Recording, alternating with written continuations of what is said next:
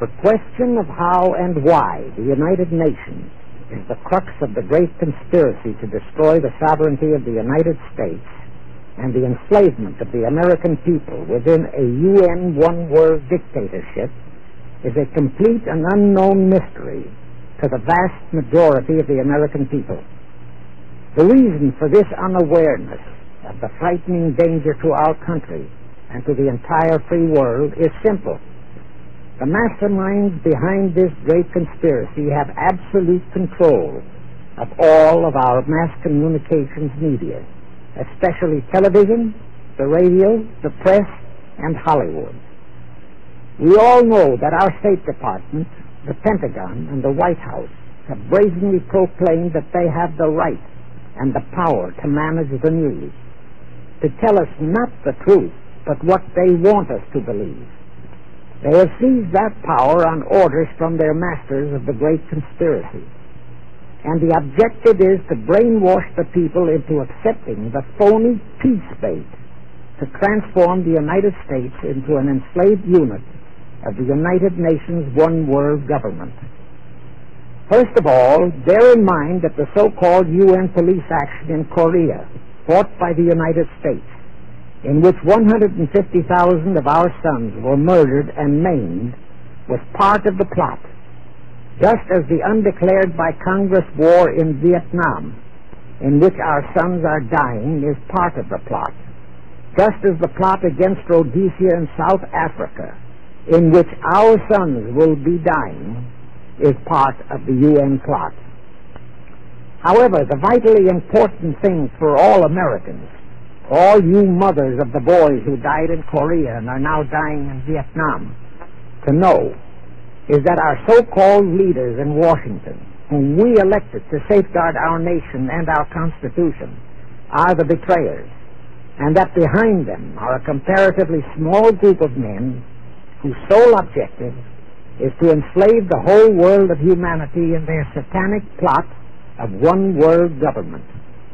Now, in order to give you a very clear picture of this satanic plot, I will go back to its beginning, clear back in the middle of the 18th century, and name the men who put that plot into action, and then bring you down to the present, today's status of that plot.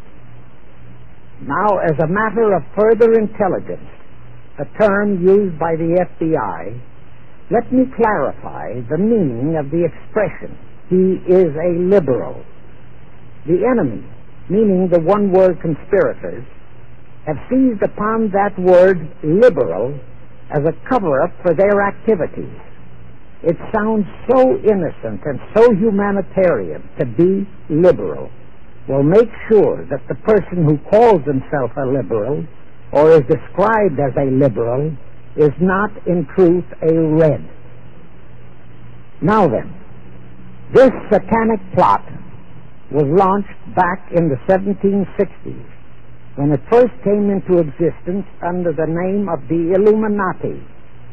This Illuminati was organized by one Adam Weishaupt, born a Jew, who was converted to Catholicism and became a Catholic priest, and then, at the behest of the then newly organized House of Rothschild, defected and organized the Illuminati. Naturally, the Rothschilds financed that operation.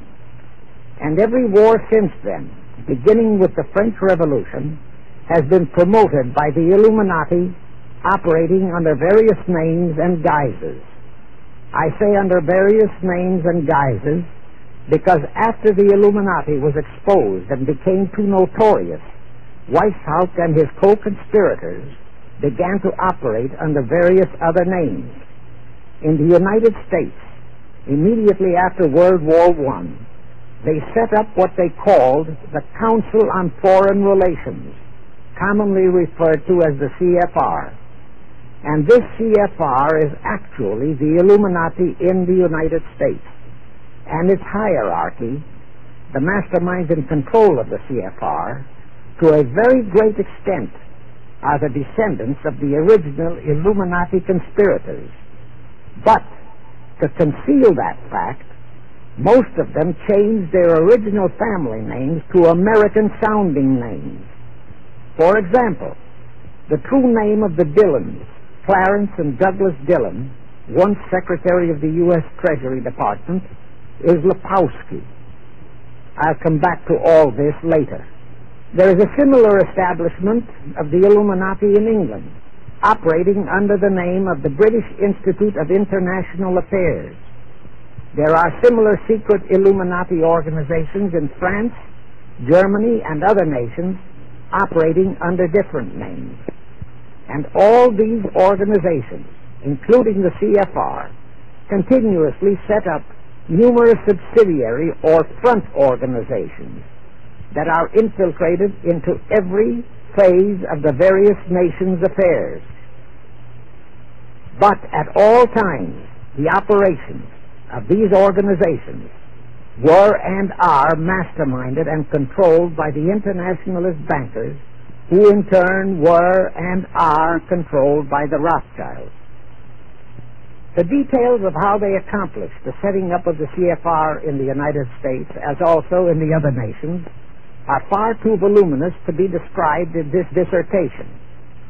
But you can find it complete in News Bulletin number 122, entitled UN is Spawn of the Illuminati, and News Bulletin number 123, entitled CFR Completely Unmasked as Illuminati. Both are published by the Cinema Educational Guild, Post Office Box 46205, Hollywood, California. You can get them for 50 cents per copy by writing to that address. Those news bulletins reveal the names of the original founders of the Illuminati and the Americanized names of their descendants in the present CFR. Now I'll go back to the activities of the original Illuminati conspirators. As revealed in News Bulletin number 122, one branch of the Rothschild family had financed Napoleon.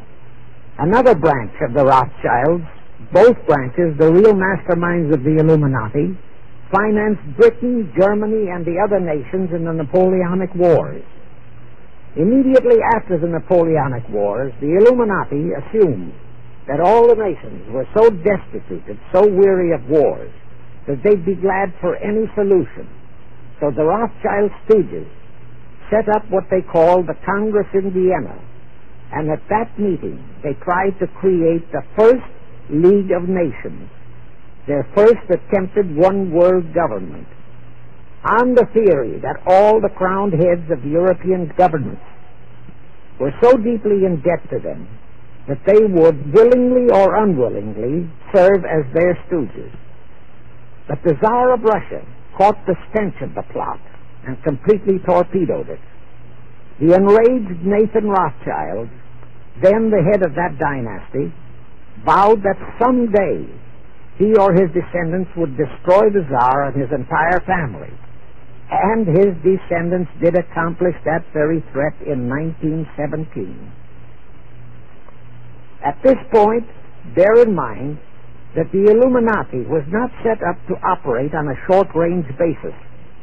Normally, a conspirator of any type enters into a conspiracy with the expectation of achieving his objective during his own lifetime.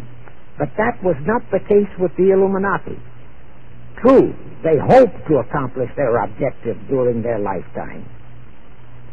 But, paraphrasing The Show Must Go On, the Illuminati operates on the very long-range basis. Whether it will take scores of years or even centuries, they have dedicated their descendants to keep the pot boiling until, they hope, the conspiracy is achieved.